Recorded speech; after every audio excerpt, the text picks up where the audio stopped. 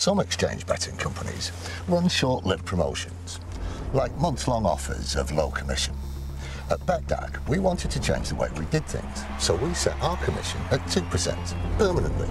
That's 2% on football, horse racing, golf, almost any sport. 2%. That's just one way that Betdaq is changing for the better. For the better, like you.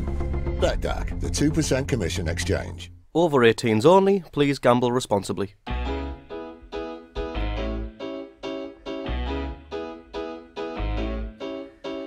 Hello everyone and welcome back to the ROKER RAPPORT podcast. I'm your host Alex, and myself and the lads are immensely pleased to announce that Sunderland have done three things this week. They've scored from corners, they've scored more than one goal per game, and most importantly, they've taken maximum points from two massively significant fixtures. So, things are looking pretty good on Weir's side at the moment, and joining me to revel in this success is Josh. How you doing, Josh? I'm good, mate, thanks. Good stuff. And I'm also joined by the brothers Tom and Mick Sloanes, two massive lads fans and former professional footballers who work for the Sunderland sponsor Betdaq. How are you doing, lads? All good, all good. Tremendous. I'm absolutely cream cracked. I haven't come back from Bristol yesterday, but I'm doing my best. Right, yeah, good stuff. Well, as I say, it's been a very good week for football. Just for those who might not have been to both of the games this week, I'll do a quick run through of those now. Sunderland played Gillingham on a fairly lukewarm Tuesday night, to be fair. We ran out 4-2 winners. We took an early lead through Lee Cattermole, who got his first ever goal at the Stadium of Light after 10 years of service. But then Tom Eaves quickly levelled after some dodgy defending. But we then took the lead again through Tom Flanagan from a corner, only for Brandon Hanlon to grab the equaliser for Gillingham on the stroke of half-time after some more rather dubious defending where we couldn't clear our lines. But thankfully in the second half, Luke O'Nien won the lads two penalties, the first converted by Will Grigg and the second by regular taker Aidan McGeady. Following on from that, on the Saturday was a game which was by contrast not as exciting but a lot more comprehensive. Sunderland weren't great, but they were still far superior to a Bristol Rovers side who couldn't muster a single shot on target. The lads eventually won 2-0 thanks to Luke O'Nien and Aidan McGeady from a free kick. All was well. It's been two very good weeks. We've taken 6 points from 6 when last week we took 2, so you really can't go wrong. So before we get into the nitty-gritty of those games, we'll have our 3-word review. So we asked on Twitter for the Mac and Faithful to summarise their week as a Sunderland fan in light of those 2 wins, and this is what they've come up with. Tom Albrighton says, in our hands. Graham Field says, back on track. Jake Collinson says, Aidan McGeady. Hasn't got enough words to say, runs down the wing for me, but we all know what he means. SCFC Dolphins says, George Honeyman 7 out of 10. Connor Bromley says, barbecue or ketchup. It's obviously ketchup. Barbecue's far too situational for that to even be a question. Carl Bridgewood says, tricky spell over? ? Certainly hope so. John Ollier says, doubters proved wrong. Martin Francis says, bizarre as out. Gav says, promotion in mind. Pete Woodmack, love that name, really good name, says, we go again. Phil SAFC 73 says, the Bromley effect. Since Connor's moved to Sunderland, we've taken maximum points. I mean, correlation doesn't imply causation, but still, you can't disagree with those stats. Or since you've become podcast host. Yeah, possibly, yeah. I mean, yeah, Johnny Goldsmith, who's unfortunately not on the show today, did say earlier the McCain effect in the 3-word review, but just for the sake of not looking vain, I've not put this one on. But, but if you back. Yeah, well, I appreciate that, Josh. I really do. And finally, right, lads, you two will appreciate this one. James Nichols says, "Please gamble responsibly." It's like Connor never left. Anyway, let's get into the games itself, and we'll start with Gillingham. So, Tom, what did you make of the Gillingham game? I personally thought that there were a lot more gung-ho, sort of kill or be killed, compared to many teams who play this season who just sort of sit back once they get a goal. What did you make of them when we played them? Well, it was a completely different game to have had in recent weeks, and I thought, all the action happened in the first 5-10 minutes, and I thought the biggest factor for me was there was we score, obviously, they come back, we do it again, but the key thing was for me, like, we're normally going to games and we have those situations and we've got about 10 or 15 minutes chasing the game. I looked at the clock at one stage there and there was about 30 minutes to go, and it was just a matter of time. You never felt that they weren't going to win the game, ever. No. So for me, I know people say, well, we've conceded 2 bad goals. Fair enough. I never ever thought that we were ever going to lose that game, ever. I never thought we were going to get out of it, you know. So it was a good feeling, that, wasn't it? Because we were there. We all went together, the ROKER Report. Yeah, me, Josh and Johnny went. Nice team building. And it was a fun game to watch, really, wasn't it? Yeah, it really was, yeah. It was exciting. Especially when you win, obviously better. But you're right, if it wasn't for those 2 silly goals, it would have been such a good night at the footy. Well, talking to Monty beforehand about bets, and he says, I says, what are you doing, Jimmy? He says, I'm going to bet them 1-1. Well, I hope he cashed out after about 5 minutes. Otherwise, he'd done his money. Like, so, you know, I mean, it was just. You're right. It was just entertaining. Yeah. Cavalier. It was great. And I was rather pleased we didn't sign that Tom Eaves, because he didn't really float me boat on the night. I just didn't. You don't reckon? I didn't think much of him. I was expecting a lot more. Yeah. He sort of ran out of steam pretty early on. He did. He was more interested in talking with the linesman, wasn't he? Oh, he was having we were like we were in the we were in the stand where like the linesman like in the first half was like having like a right go at like Tom Eaves and vice versa, and he did just spend like about 30 minutes just like bickering with him rather than actually playing football. It was a bit sad to watch, really, like, but I mean, you know. And he did have a suspect package on the back of his head, which is always worrying. Is it the top knot? I think they call it. Yeah, top knot, man bun, all words for the same thing. But it was pleasing. Like the difference I've seen over the last few games is that the normally teams is setting up for a draw, for a point. And I think the last 2 games in particular, they've sort of had a go at us. Yeah. And in certain ways, it sort of exposed a little bit of a weakness, I thought. It has, You know, when we used to like facing teams who sat back, but the last 2 games, and it's been better for us to watch because they've actually come and had a pop at us. Like, me and Tom sort of like, his glass is always half full, mine's always half empty. Right. So we sort of like clash on certain things about.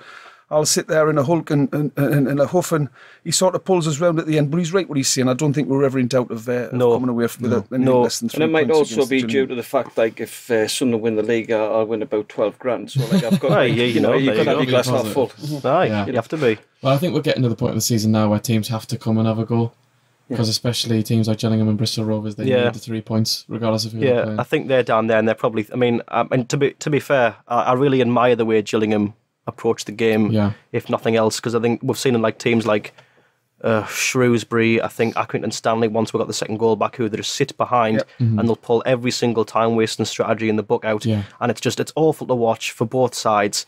You know, with the away fans only maybe slightly contented by getting an away point and having a nice day out at the Stadium of Light, but really it's just like from a footballing point of view, it's just like crap. Frustrating. Yeah, and it is. To be fair, we have struggled when teams have sat back to break them down. We'll have had all the possession and without really doing much with it, really. Yeah. So hopefully that's a thing what will follow suit for the rest of the season. Teams will come and have a go at us. And and the obvious downside being the kick in the nuts that you get from Maguire. You know, like it was just like, it was horrible. You know, what a kick in the nuts that was. And to be fair, we'll get onto that in a sec, because I do want to talk quite a bit about Maguire. But it's interesting what you say there, Mick, about teams suddenly going like a lot more offensive at us. Like I was saying earlier about Gillingham being a lot more gung ho than the average sort of League One team we've seen this season. And it has sort of, as you say, exposed a weakness at the back. I think players like Baldwin, Flanagan and Dunn, now that they're playing teams at home that suddenly are testing them a lot more, you know, is that possibly shown that their inexperience is one of their weaknesses? Because they're used to playing teams where they don't come forward that often. And as a result, they've got a lot of time to gather themselves and organise what they're going to do when teams do come forward. So is perhaps like a team like Gillingham, who are happy to just go at you in quite like an end-to-end kind of encounter, is that quite worrying for us? Well, I think we've struggled when we've had. I mean, the best strike I've seen there, the Shears Kiefer by a mile. Oh, absolutely. Big strapping, big unit, and we struggled badly. Terrorised us. Thankfully, that wasn't the case with Eaves. I'm not entirely sure what our best central pairing is, to be honest. I think that's the big speaking point amongst all of us, really. Dunn started off like a house on fire. He lost his way a little bit. I think we'll all agree. Having said that, 10 games into the season, I think Baldwin was our outstanding player by a country mile. I think he was everybody's fan's favourite. And then he sort of fell out of flavour.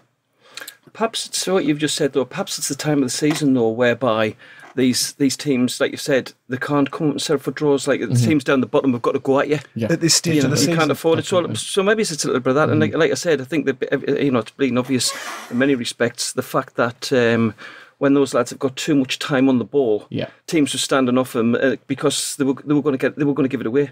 you know. But I mean, I think, you know, Grant and certainly moving into Saturday there, Grant and Cattermole. Yeah. I mean, that's surprised the hell out of me and a few others, to be fair. But like the way they just take the ball off them, it's just it's going to be a big difference, you know. And they can pick a pass, like so. Well, I was just saying to Josh when we were just saying earlier before you two came in that I was really surprised that Grant Ledbetter and Lee Cattermole as a holding midfield pair actually works.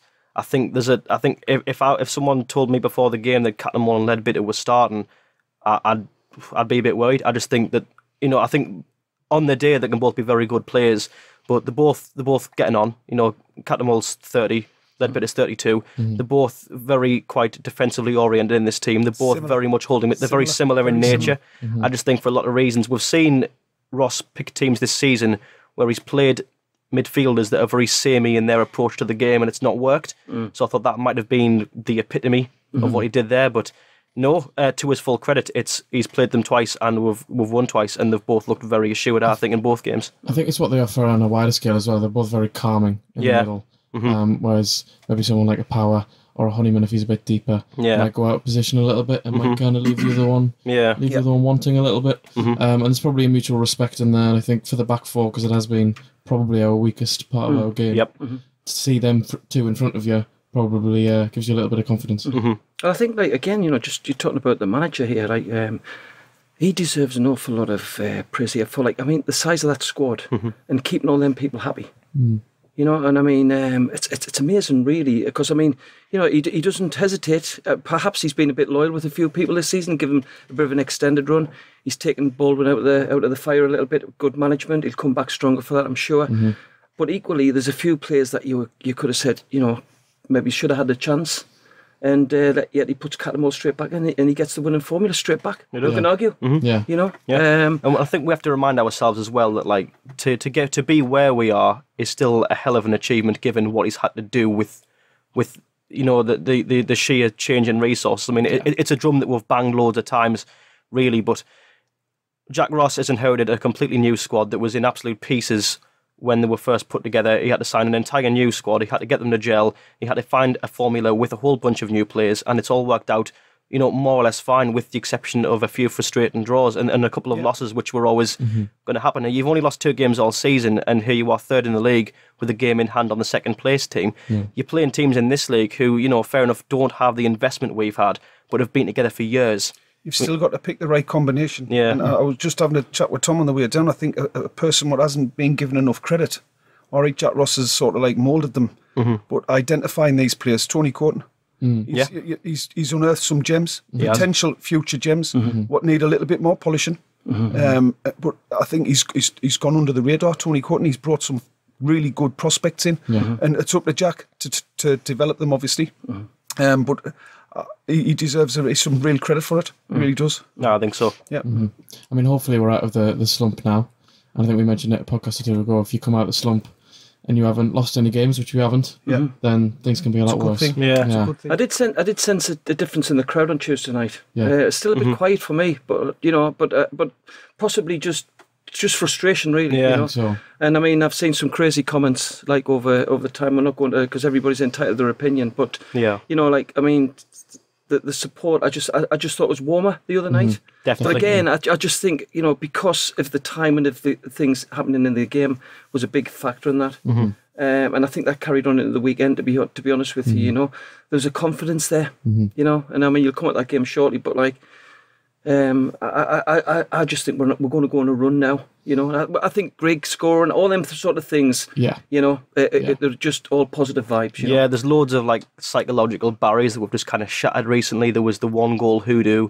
Now we can score from corners. We seem to be almost exclusively scoring from corners now. We kept a clean sheet. Kept a clean sheet. We got Will Grigg off the mark. It's all been It really feels and is like that we are about to hit a good run. And I think what's great as well, Tom, is like you said, the crowd.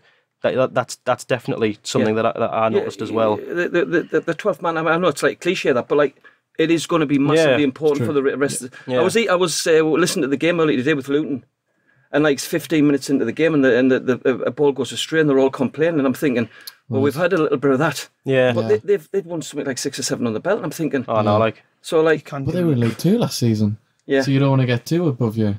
No. Yeah. But yeah, it seems like an awful lot of things are positive, but I think one fairly glaring negative is Chris Maguire's injury. You know, he's going to be out for about 2 months now. He caused Gillingham all sorts of problems for the first 10 minutes.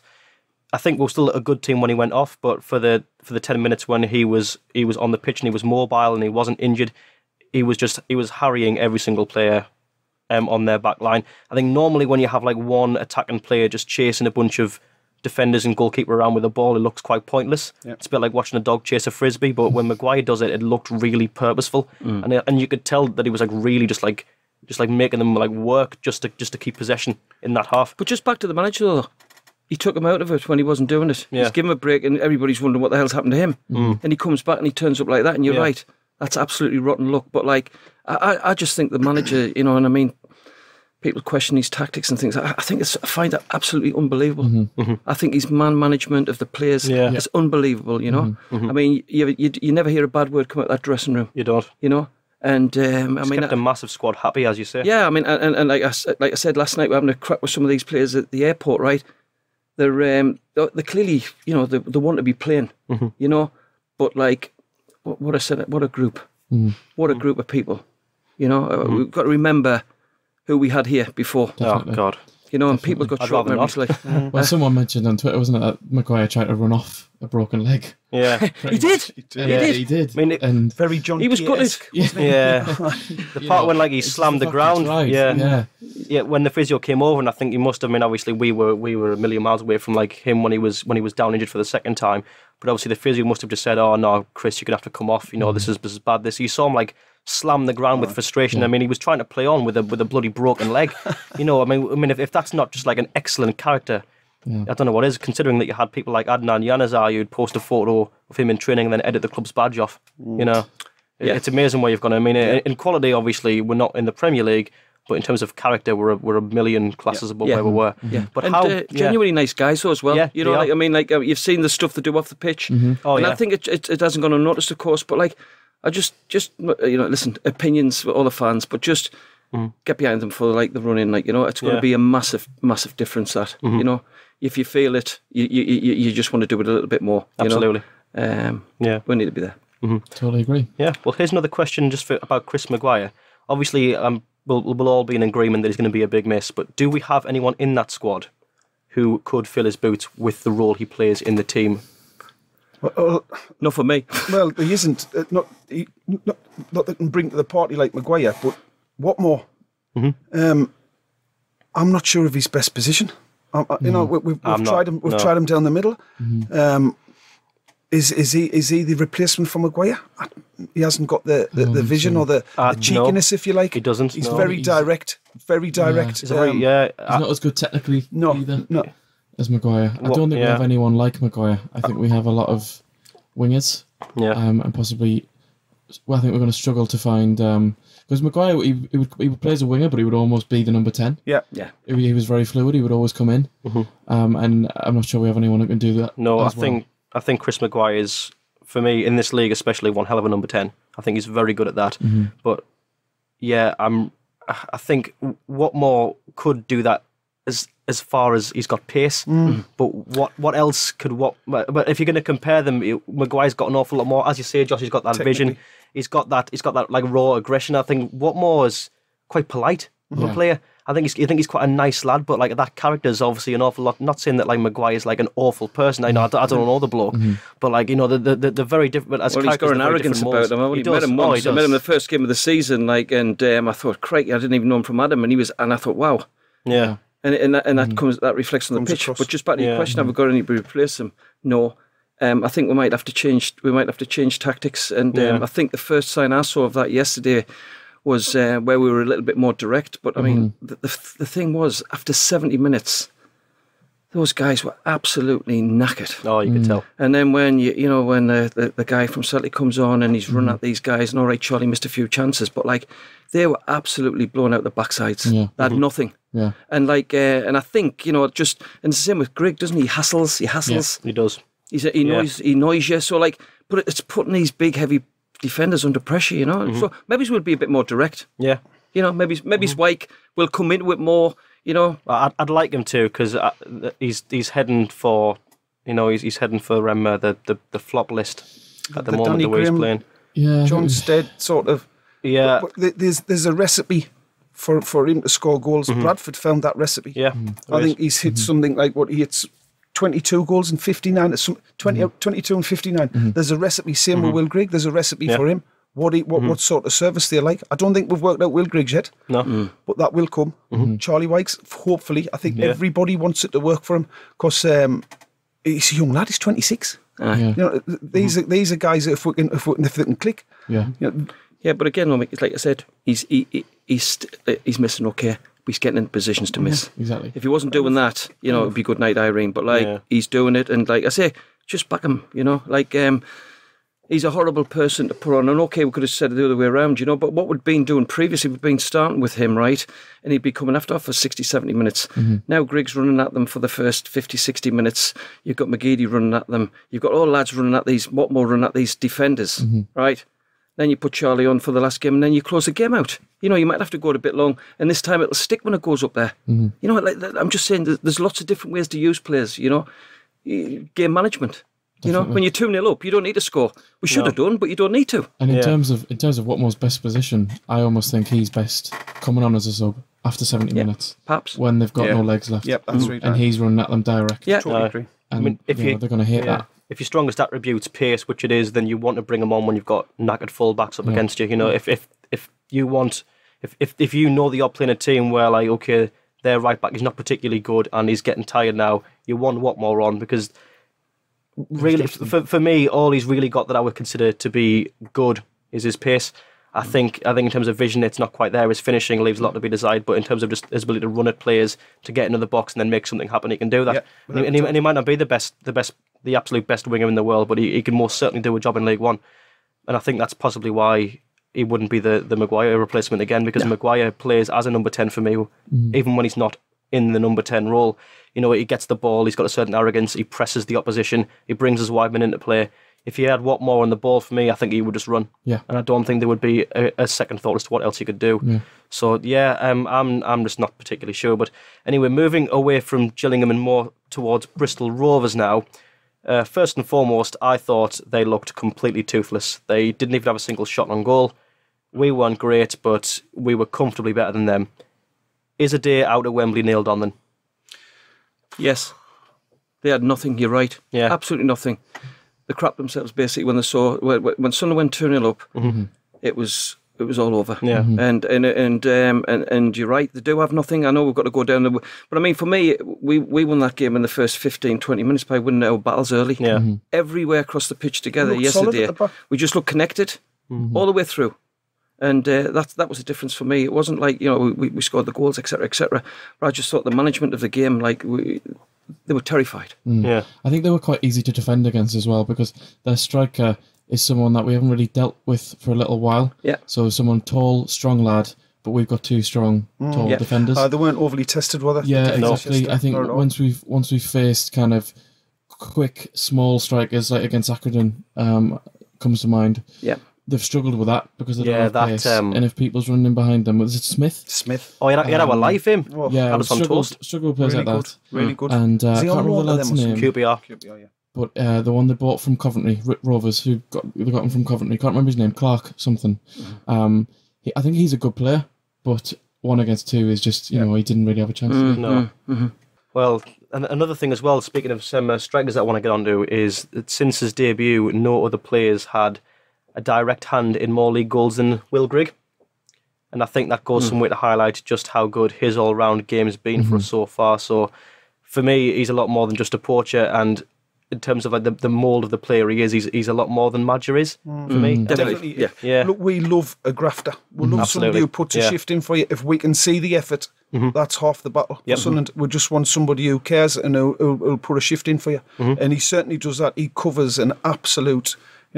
massive amount of ground. His touch is great, though. And I mean, they might have paid a little bit over the top for for at this level, but that'll get returned. There's no danger about that. Yeah, And I think what's interesting as well is that a lot of people have immediately sort of scoffed at Sunderland for paying $4 million because quote, he'll never do it above League One, but that's. I mean, I don't know what you guys think about this, but for me, that's just like a a sort of reasoning that makes no sense or makes very little sense to me.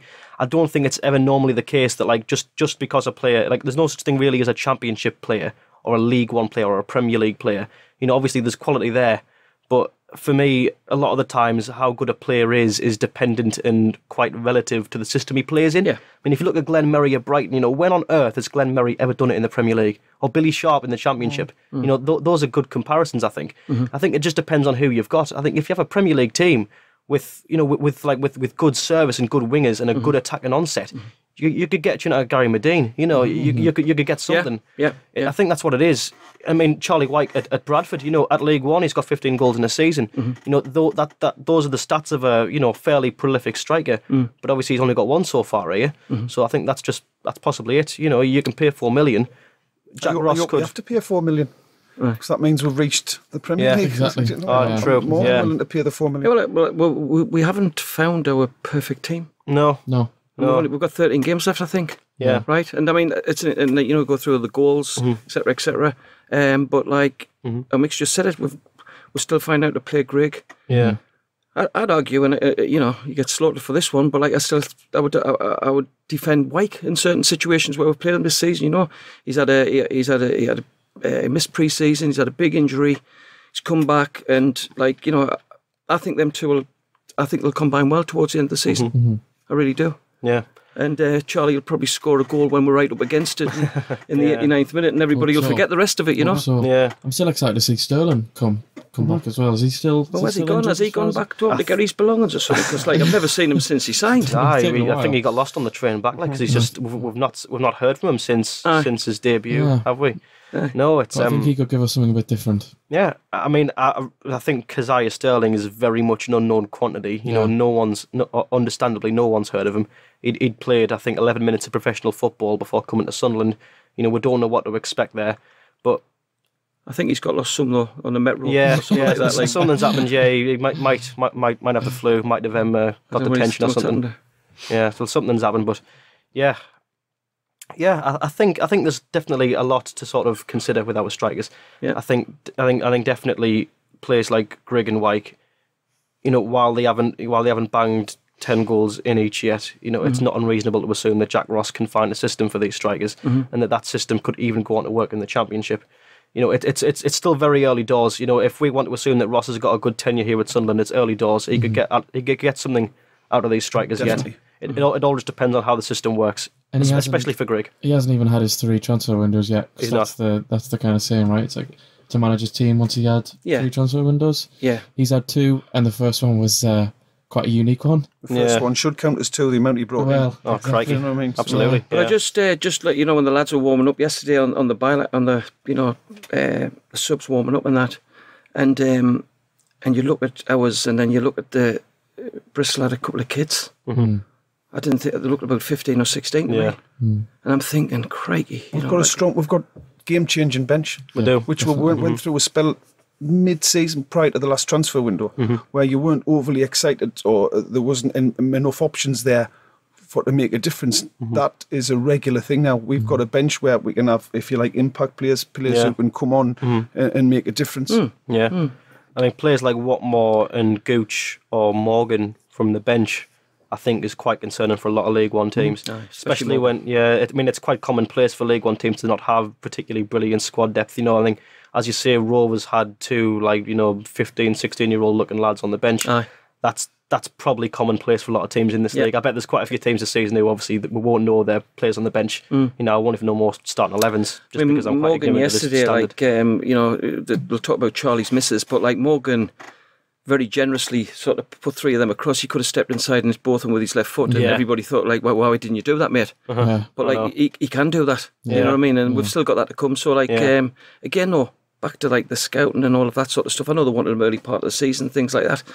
But he's come here because he thinks he's going to make a difference, and Jack Ross is going to give him a bit of a chance. Absolutely. No, I mean, just back to the last 2 games, right? You step back from it and go, you know, a bit of the frustration before that, and you think, we were never going to lose them games. And we were in control all the way through the games. You know, even when the team scored the 2 on the Tuesday night, we were always in control. Yeah. And I felt the only time I've ever felt as relaxed as that all season really was, I think we went in 3-0 up once against Scunthorpe, early part of the season. Yeah. And, you know, that was very comprehensive, that one. You can enjoy your pint at half time then. Sure. But like since then, it's been a bit, oh shit, he's going to have to change this or whatever. Yeah. You know, where'd you ever run? You know, let's hope it's now. Yeah. Let's hope it is, yeah. So anyway, before we move on to our sort of interview segment with you, Tom, and with Tom and Mick here, we'll just go over our new segment, which we've sort of pioneered just this week, which we call Quick Question, you know, a very inventive name. So basically, at the end of each match week, we're going to ask the good people of Twitter just a question on a big Sunderland talking point. We've not really touched on this so far, so it's pretty good to break it in now. So the answers that we received from this question on Twitter, we're going to read and just have a little chat about now here on the pod. So Ledbetter and Cattermole have been, in the last 2 games, a pretty solid midfield pair during these last 2 wins. And I think, as I said before, you know, as I've said, I wasn't sure it would work, but I think to a lot of people's surprise and, you know, to a lot of people's comfort, it has worked really well. But would Ledbetter and Cattermole be your go-to duo in that position, and why? So first of all, Danny Groves said that it looks good, tons of experience, both 100% committed every game. They obviously like playing together, so for him, it's an obvious yes. Keep Cattermole and Ledbetter for now. SAFC Dolphins, again, says, it did have my concerns at first, as I thought they would slow play down. Clearly I'm wrong, as Catts is producing leader-like performances with a good work rate and passing. Ledbetter is making assists from set pieces and again can see a pass. Keep it going, I say. John Ridley says, played 2-1-2. If it ain't broke, don't fix it. We've got the options to replace in games as well. And Richard Brettle says, stay as it is. 2 North East boys playing with passion. Don't change if not broken. So what do you lads make of those 4 punters there? We've got replacements on the bench. We've just been talking about like the bench, the strong bench. We've got players who can come into them positions. Yeah. What I've noticed more so over the last half a dozen games is why since Ledbetter's came, he drops so deep to take the ball up off the defenders. Whereas in the past, the defenders is sort of trying and burst forward. It's either Cattermole, Ledbetter, sitting deep on top of the centre halves. They pick the ball up and they try to see the pass from there. Yep. It works. It's worked. Does he do it early enough for me? Ledbetter, sometimes he can just tends to slow us down a bit. That's just my opinion. But he has been fantastic, without a shadow of a doubt. And that experience, what he's got in his locker, I'm sure it'll kick us on. Well, I mean, yesterday, Mick, I mean, like him and Cattermole turning on the halfway line and just like doing, and I mean, it was unbelievable. It was brilliant to watch, you know. And I mean, they were really like pressed tight, but some of the turns and they got us right on the front again. Fans were loving it yesterday. It was great. Yeah, and I think there's probably something to be said as well about like the way I think, as Richard said, 2 North East boys playing with passion. I think, you know, as much as that's like quite like a sentimental thing, I think that there is something there. You know, you've got 2 lads who get Sunderland, get the region, are very familiar with playing for the football club. And I think that helps them sort of just settle in and just bring the game with their team in a more composed way. I think they're all like that, to be honest. I mean, I remember having a conversation early part of the season. We went into Quinn's bar after a game, and Tom, the centre forward, Tom Flanagan walks in, and we said, Tom, he'd been up here not long, and he said, what are you doing, Tom, this week? What are you doing this week? He said, I'm going cod fishing, right? Can he? Fishing. Can he? It was a London lad. He just moved to Durham with his missus. He was off on a boat cod fishing the next day. It's nice. So we nicknamed him the Cod Father. Every time we see him now, it's the Cod Father. The Cod Father. Right. But like, you know, I mean, I'm just saying to you, these are proper lads, like, you know, and it's not, I mean, you've mentioned the local lads. I think you're spot on. But I think, you know, they've all come from different places and they've all got together. What a group. Yeah. What a group of people, you know. I think there's something to be said about like a lad who you can just talk to about the fact that he's going cod fishing as if it's nothing, as if he's just anyone else, because that's what they are. You spoke to him yesterday. He's been out loads of times. He's gone on the pier next week, apparently. Catch him on the pier, actually. What's the biggest cod he's caught? Don't ask him that. All right. Get on the pod. Yeah. Yeah, I think the podcast. Yeah. You get him on here. Oh, I'm buzzing with that one. I think you're right, and as well, I think with the game on Tuesday night with McGee giving Grigg the penalty, I think that shows the kind of camaraderie within the group. Yeah. And whenever one of them scores, they all seem to run over and celebrate together. Well, that's another little story. Sorry, I'm not like name dropping here, but we just get to meet a few of these people. But I remember saying to Charlie in the bar that night when we were talking to this lad, and I said, Charlie, I said, that's brilliant. I said, I think it was when we got beat off Sheffield Wednesday, you know, and they were in afterward getting beat. 2 lads coming into the bar, the other one was Luke. And he said, I says, Charlie, that's fantastic, you got them lads to come in here. He says, "Now to do with me." He says, Jack Ross tells him, "You can sign for Sunderland, you get involved with the fans, you get involved with the community. That's what you're signing up for, you. You know, you're not signing to be Billy No Mates here." They spent 20 minutes with us. It was just absolutely class. Great. It is. Like I've seen that with all of them. You know, there's nobody too big for the boots there. No. And we should enjoy it, because you know, it's very difficult to keep it a happy camp for a long period of time. You know. Yeah, I think there's a very peace in our time vibe right now around the club. You know, there's something just great. I think this is exactly what we would have hoped for last season. I think, you know, we were sick of the high castle, we were sick of the mercenaries. We just wanted a good team that would graft for the shirt, that would win games, and that were just extremely likeable. And we've just got those in abundance. You know, there's not a single one of those players that I could say that I've got anything against at all. I just think that they're all here for the shirt, and I've got an endless amount of time for every single player in a Sunderland shirt in the Sunderland back room. Some exchange betting companies run short-lived promotions, like months-long offers of low commission. At Betdaq, we wanted to change the way we did things, so we set our commission at 2% permanently. That's 2% on football, horse racing, golf, almost any sport. 2%. That's just one way that Betdaq is changing for the better. For the better, like you. Betdaq, the 2% commission exchange. Over 18s only, please gamble responsibly. We've had 4 other replies to that quick question there, because not everyone agreed with keeping Cattermole and Ledbetter. A lot of people pined for McGee Ock as well. Yep. So I think that would be an interesting thing to go into. Bill Dawson says Cattermole was invisible today. Well, apart from his cock-up, we offered little against Gillingham. Get McGee Ock alongside Ledbetter.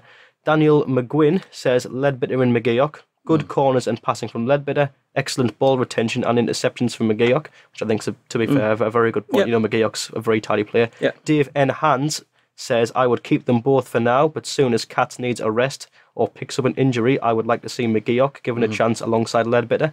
Again, I think there's a lot of sense in that. And Matt Holzhauer says, Catts and Ledbetter would be my first, Catts and Leadbitter would be my first in, but McGee Ock should work in for Catts very often. I'm not sure Catts can handle 2 to 3 matches in a row anymore, which, again, I think there's a lot to be said there. We're often stay behind, we're more or less there an hour and a half after the game. And you can see the players doing the warm-downs, the unused subs or the subs that just came on with 15 to go or something. And it was a Tuesday night. McGock was he was out there. He was like half a pitch in front of everybody else. Wasn't he? You can see he just warming down. I think he had a great start to the season. Then he got injured, didn't he?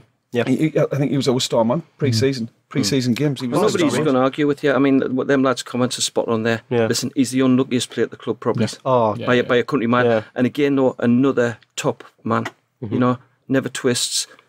Running, doing that and all that sort of stuff, you know what I mean? A top bloke. Yeah. And you know, let's hope he sort of gets in towards and makes an impact towards the season, because again, his confidence is obviously a bit low. I'm sure he's going to get a chance, you know. I think as well, Malcolm mentioned last week, having a settled side right now is probably of more importance than trying to keep everyone happy as well. So I think for me it would be keep them both in, and then if one of them gets injured or needs a rest, then McGee Ock comes in then. Yep. For me. Well, I mean, I don't know the answer to this, because I'm not like Stato, our kid here, with these little comments about how many appearances and goals that Charlie scored. Right. But I mean, how many players have we had that's gone and played every game this season? I mean, I would imagine the goalkeeper's one. I think it's only McLaughlin who's played every game this season. Aye. I'm pretty sure Baldwin's not too far behind. Yeah. Honeyman had that big injury, otherwise he probably would have been up there as well. Yeah. But it's McLaughlin and Baldwin, I think, for that. And there's so much competition in the middle of the park, he's just going to have to wait his turn. Yeah, it's only bad luck that's going to keep players out at the moment, because they're all grafting and they're all of a good standard for this looking league. Over the shoulder, and they're looking over the shoulder, because they know there's somebody who's more than capable of coming I actually thought a little bit of Max when he's come on the last couple of games. He's had a little bit of edge back to his game, you know, and I thought, because he definitely went missing. Yeah. After he got it with that rescinded red card, you know. But again, it's a funny thing, confidence, isn't it? Bally said to me, another name drop there. But no, he said it. You just listen to these people that's played the game. That first pass, that first header, that first tackle, you go 10 or 20% if you get it right. If something goes the other way, it's the opposite effect. And I think that's the difference. You see that with Matthews and stuff like that. You know, he's another player really that must be really frustrated because he was playing really, really well. Yeah. But I mean, Luke O'Neill and 2 penalties in the box. I mean, he's been in the box more than Charlie White, hasn't he? Yeah. To be fair, he has. And the difference is we're getting 2 penalties and he's put one in the far post there. I mean, like, he's your right back. Yeah. He is. He's not even a right back. He's a midfield player. But what a right back he's been when he's played there. He's been absolutely prolific. Aye. I think at the start of the season there was a bit of like an identity crisis with O'Neill in his position because I think a lot of people were like, yeah, but what's he doing when he plays in midfield? You know, like what's he meant to be? Is he meant to be like a ball, like retaining, sort of like distributing? As a box-to-box player. I think he was. Yeah. Massive credit to Tony Horton for identifying him. Do you know he has been arguably the signing, hasn't he? Who everybody's took to. Yeah, definitely. And here we are now with a box-to-box right back, and it absolutely works. Like, I've got absolutely no complaints. Yeah, I mean, you're right. You're so right, Mick. Courton deserves so much more credit than what he gets because these players, you know, it's all just gone swimmingly compared to like how it's gone before. You know, I mean, you know, no slight on people like Congdon. You know, I'm sure he gave it his all, but I mean, a lot of things didn't come off, did they? Well, again, I mean, he's gone now. We're not going to talk too much about him, but even Josh. If you listen to, again, what the manager said about how he left like behind the scenes and stuff like that, you know? Yeah. I mean, it was all done in a very, very professional manner, like, you know what I mean? It just, things happen, don't they? Yeah, they do. Exactly. They do. Well, anyway, I think we'll leave that there. So thank you very much to everyone who commented on this quick question. We'll be back next week with whatever's the most relevant thing with Sunderland. Hopefully it's more good news and we're not asking questions like, I don't know, why haven't we got a defender and whatever, but no, let's not fantasize about negative things like that. So anyway, let's start asking some questions to you, Tom and Mick. So, one thing that I think is a good place to start is how exactly did the Sunderland sponsor with Betdaq come about? Well, put it this way. We've been looking at sponsor, you know, getting our name out there more so in recent seasons. We actually sponsored Charlton as well, right? And a guy came in, an agent came in one day and he said, look, I've got some championship teams that you might want to be interested in. And he spoke to me marketing director first and having a bit of a chat, and he come in all dead excited one day. He says, Tom, come on, you need to listen to this. Blackburn Rovers are up for, like, we can sponsor them. They've just gone up, etc., etc. So I went into this meeting sort of like with no appetite whatsoever. And then he went through the list of teams. And he mentioned Sunderland was in, like, and I said, well, hang on a second. So within 60 seconds, I decided, like, you know, where we're going. Yeah. It was a no-brainer, you know. Absolutely. And I mean, the deal was, I mean, I met Charlie. I met him in the Hylton Hotel. That deal was done on a couple of handshakes. They wanted us. They needed us. You know, the club needed some cash. There's no danger about that. It was a good fit.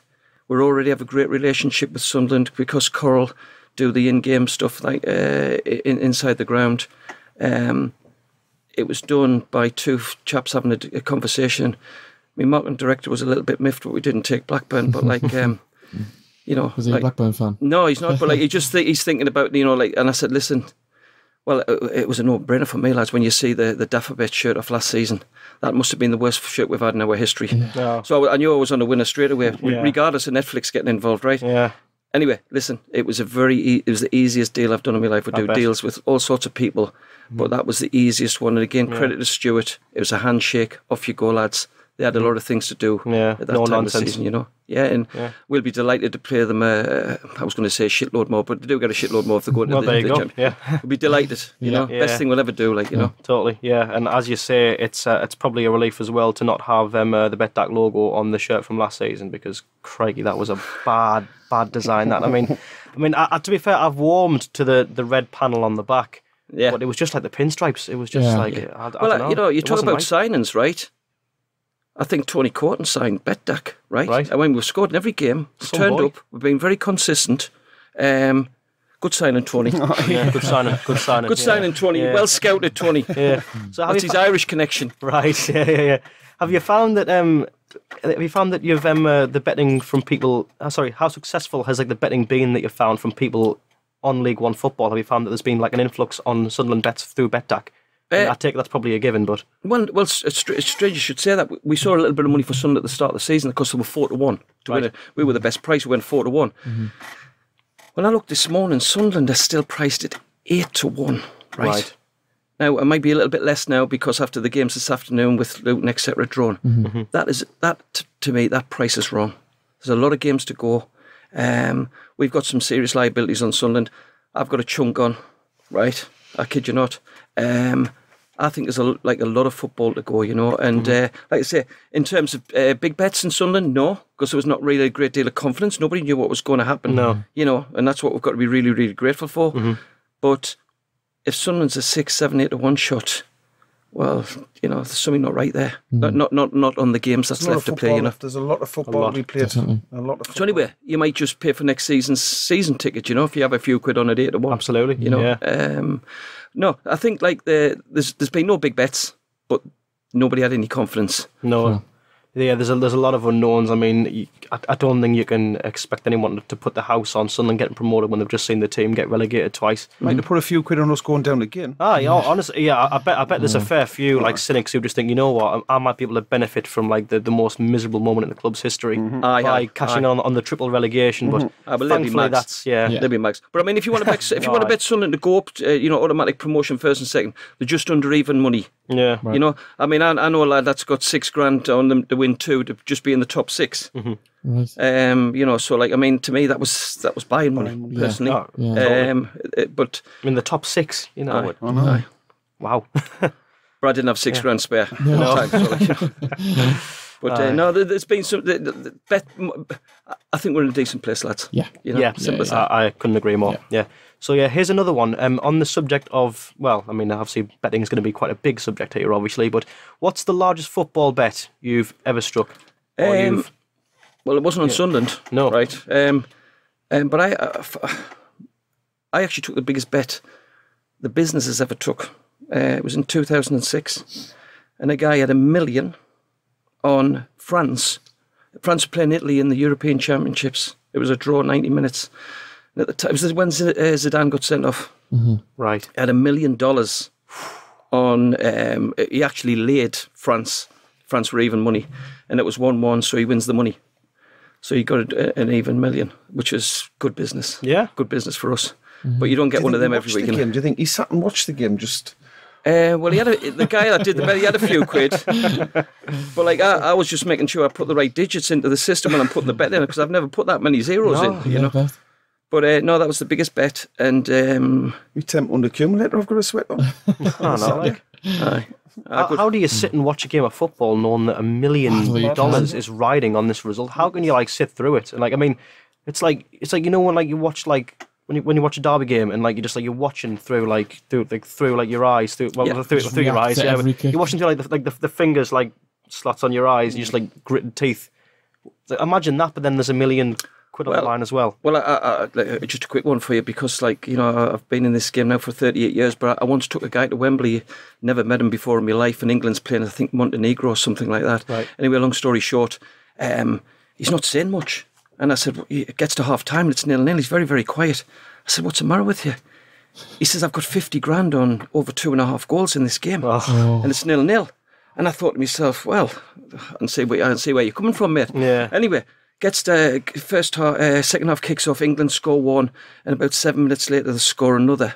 Anyway, long story short, after that, I think it was one of the England's left back did a bad back pass, and Montenegro went through and scored. And he's standing in the crowd going, "How?" Thanks to Montenegro. Thank God for that. Thanks to Montenegro. So no, listen, our world's big bets, fun bets.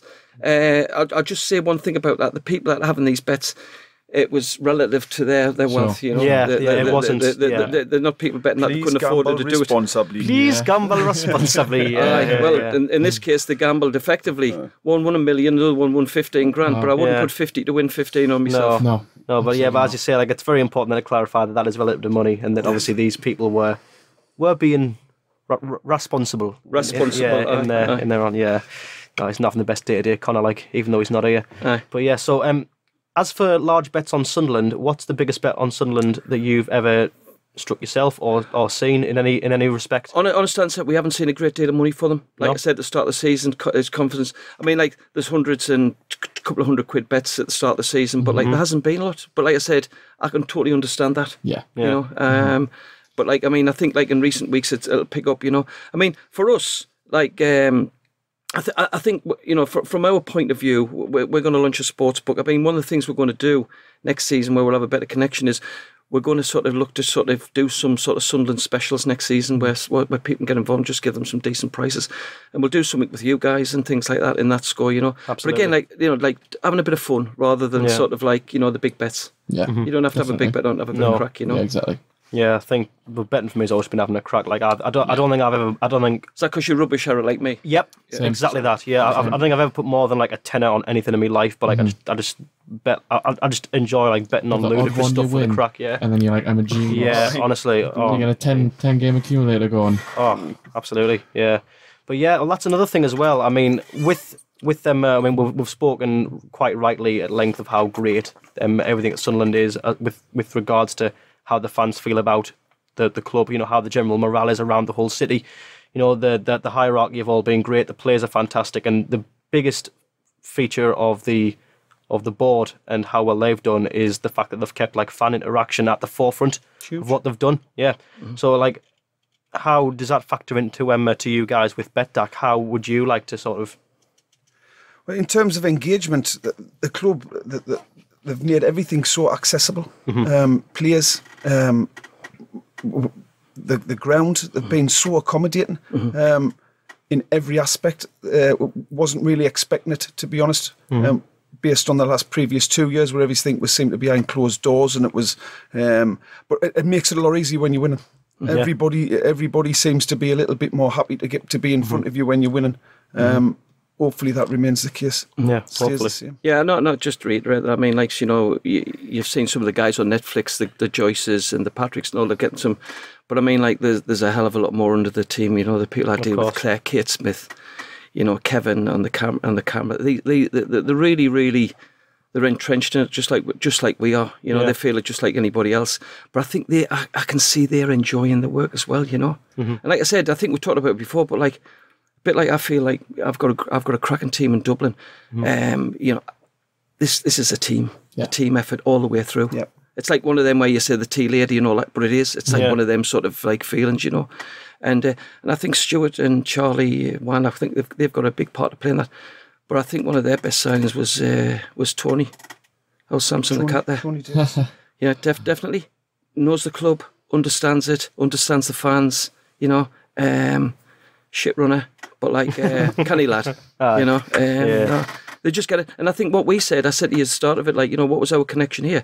It was just like, for me, it was like Sunderland fans, get them more involved, get them on. We've done a few promotions with you guys, getting them into the box, getting them to see the players. I mean, if it's okay, I'll just tell you a little bit about a night we've got coming up. This is going to get announced from tomorrow, but we're bringing Niall Quinn back to the Stadium of Light. On the 29th of March. So it'll be Niall Quinn's Disco Pants return. So that'll be 2 songs to sing, the Will Grigg's On Fire and Niall Quinn. Because Niall's got a story to tell about his time here and when he left. So we have Niall Quinn, Alex Ray, Kevin Ball and Tony Cascarino, Talk Sport. We've got the Lake Poets and we've got a guy called Kevin Connolly, who is one of the best impressionists I've ever seen in my life. Right. So we're going to have a great deal of fun that night. We're going to raise £10,000 for Veterans in Crisis and the Foundation. Excellent. We're really, really looking forward to it. We're going to sell about 300 tickets. It sounds absolutely unreal. Yeah. Could be the start of a good weekend. Oh, well, I mean, you might say there's some potential there. On the 29th of March, which is a Friday night. Sure. Yeah, you can't go to London that week. You can't go to London till the Saturday night. You know what I mean? Yeah. But most people in Sunderland, we reckon, will be going on the Saturday night. So the party's going to start on Friday. Aye. We're either playing Burton tomorrow, or the next day is the worst scenario, or we're all going to Wembley. Yeah. And it's. I want a bit more. Aye. Yeah. We're going to either go to Wembley or we can I don't know. But I just try and get some sort of weird revenge on Burton for that 2-1 that relegated us. Just as a fan, though, I just want to sort of reiterate on here, like, how great it is to work with the club. Yeah. It's like one of your best dreams, seriously, with these people, because they're just smashing people. But it just they're no different. They're no different to any of us here. You know, exactly the same. And I think that's a difference for me. Yeah. Well, yeah. I mean, absolutely. We've said it so many times, but again, you just couldn't agree more, could you? But there's we'll move away from betting and more towards your guys' lives as footballers, as ex-professionals. So, as we mentioned at the start of the pod, both of you lads were professional footballers back in the day. How did your careers in the game go? Could you give us like a quick run through of how that went? Well, you should start with Simon Grayson's loving partner over here, I think, rather than me. Yeah. From Simon Grayson's what, sorry? I used to live with him. I lived with him for about a year and a half. Right. Simon learnt everything he knew from old Mick. Tremendous. I've always had a soft spot for him. Not so much his whiteboard antics in the Netflix, but away from that, I've always had a soft spot for him. I know relatively well. Lived with him for a period of time. Got on well with him. A bit of a disaster here, but in terms of how it started, I was at Leeds for about 2 and a bit years. During that time, Wilco actually, Howard Wilkinson, he was me last manager. He's the one who got rid of us. Yeah. I didn't like him then, and I still didn't like him now. No, I can't imagine you've had much more reason to start liking him since then. Old Sergeant Bilko. I spent a period of time there, met some good people, and in the end, I ended up moving about. I ended up at, but I was actually Hartlepool. I was at Hartlepool. Played a couple of games for them. I went to Burnley. I remember playing back then. It used to be called the Central League, I think it was. Was it the Central League? Yeah. How low was that? Is that what they called the conference? No, it was like the reserves. It was like the under the reserves, like the Premier League 2 or whatever they call those then. And then I'm talking like late, we were the McGeouch. We couldn't get in the first team. I'm talking like late 80s. Right. 89, 88, 89 back towards then. And I remember we played against, I was playing for Burnley. I went on sort of like a little spell at Burnley from Leeds. And I was in the dressing room playing against Blackpool. And I can just remember getting ready. I was fastening my boots and the door swings open. And it was like this halo of a guy walked in, me all-time hero of football. And it was Gary Rowell. Right. And it was, which I wasn't even aware he played for Burnley at the time. No. He wasn't playing on the day, but he just walked in. He had his big cream mat on, and I just... like the music just lit, and I was just stopped fastening my laces, and I just stared at him. He must have thinking, "Who's this?" With the angels and the harps playing there. It was a special moment. Wow, it was a special moment. Fantastic. Mine was slightly different. I mean, I'm a little bit older now, Mick. I actually had a chance to sign for Sunderland as a schoolboy. I was Charlie Ferguson. The older listeners to this will know who Charlie was. Around with the club and that. And I didn't in the end. I actually signed for Burnley. I used to look after Leighton James, another Sunderland connection. I used to look after his boots, and I went from Castleview to Burnley. I didn't make it. I mean, I wasn't good enough in the end, but I had some great times, And I think, like I say, the thing is, I think when like I say about fans and opinions and things like that. I've seen both sides of it. The fans, the playing. It's absolutely fantastic. The one thing set you up though, Tom, doesn't it? What you've learned away when you're a footballer, it sets you up for your path in life. It gives you the discipline. Well, I'll tell you what I learned, Mick. Do you think that? I'll tell you what I learned. I was on £16 a week, £2 a win, £1 for a draw. So I got used to working with £16 a week because we didn't win many games, right? but like no, on a serious note though, I mean, you're just talking about times and you need luck, and like I said. You've had Paul Reed in here and you're talking about the young kids coming through and things like that, right? Just on that scale, I mean, I played, Mick was in with Simon Grayson. I lived with Trevor Stevens, again, an older player, but he played for England, really, really good player. And I mean, we were that hard up. We had to, we used to nick people's petrol to get up home. Right. He lived in Berwick, I lived in Sunderland. In those days, a Vauxhall Viva, you could get the petrol cap off. We used to siphon the petrol out, get home, and then anybody knew was stunk of petrol. But I mean, if someone held a matinee, you had notes. You know what I mean? Smoking in the car on the wheel. Oh no, clean the toilets and that sort of stuff. And I think some of those things are still in with the apprentices here to this day. You know, like cleaning the boots and stuff. They do clean the boots. But like, it's just listen. If you ever get the chance, you got to go for it. Yeah, absolutely. But I mean, I work in the gaming industry and gambling. I work in sport every day. Absolutely fantastic, just being at Sunderland, stuff like like a dream come true, And I think what you lads have got as well, that's quite a rare perspective for fans, is obviously having both seen like the professional football side of things from the perspective of a footballer. You obviously know like what the psychological. Well, I know what confidence is like. Yeah, exactly. You know what confidence is like. I mean, I can sit here all day, like just some bloke on a podcast and be like, oh yeah, confidence, it must be big, must be. But really, I mean, I've not really got a clue, have I? Really, I mean, you guys are the ones who know about it. It's opinions what make the game great, isn't it? Yeah, it is. We argue every day about it. Yeah, we remain that way. But it's opinions and confidence plays a massive part, a huge part on how you perform. And again, if the crowd's on your back, which we have done at times, everybody gets a bit frustrated. More frustrating rather than anything else, I think, you know. But no, listen, I think, you know, Sunderland's got a rich history, like with people coming through. And back to where we are now, we've got some local lads in the team. Jesus, come on, lads, just get behind them. Yeah. No, please get off their backs and things like that. Just support them like a proper fan. Because I'll tell you, like, I mean, there's nothing better than the local lads doing well here. Nothing better. You know, we're going to be a long time where we are. Yeah. You know, it's championship best for a while, you know. Yeah. I think so. Basically. I think it's a very... Getting up and down through the divisions is quite a volatile affair. I think you might not be in the Premier League for another 5 years. Yeah. You might not be in for another 50 years.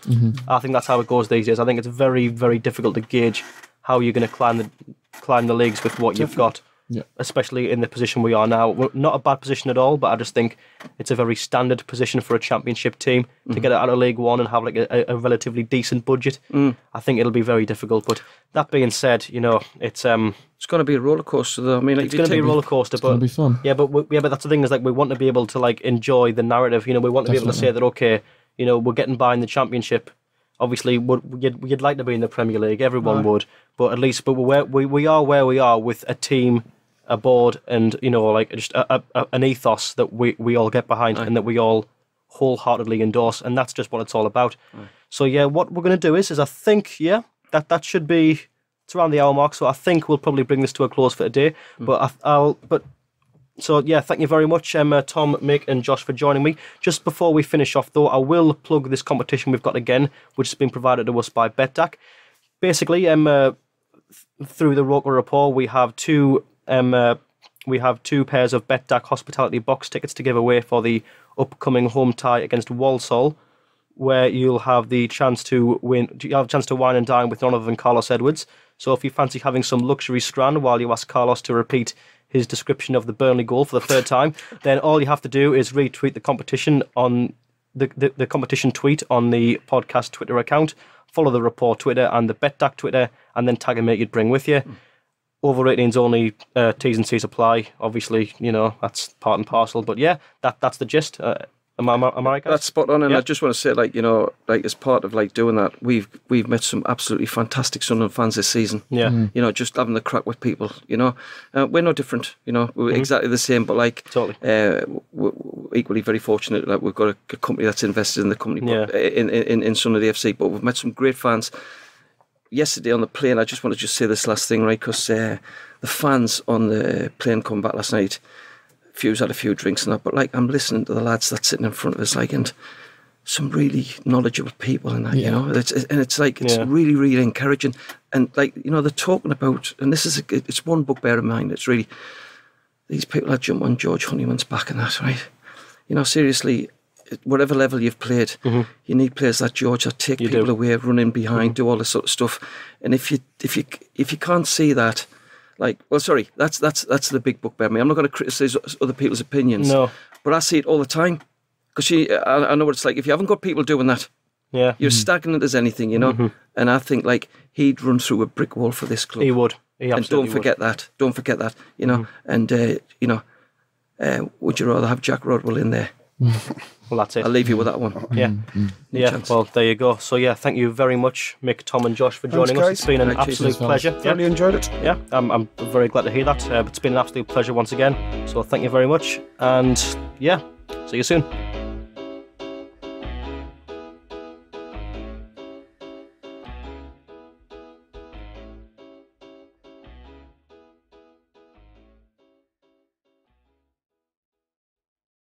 Some exchange betting companies run short-lived promotions, like months-long offers of low commission. At Betdaq, we wanted to change the way we did things, so we set our commission at 2% permanently.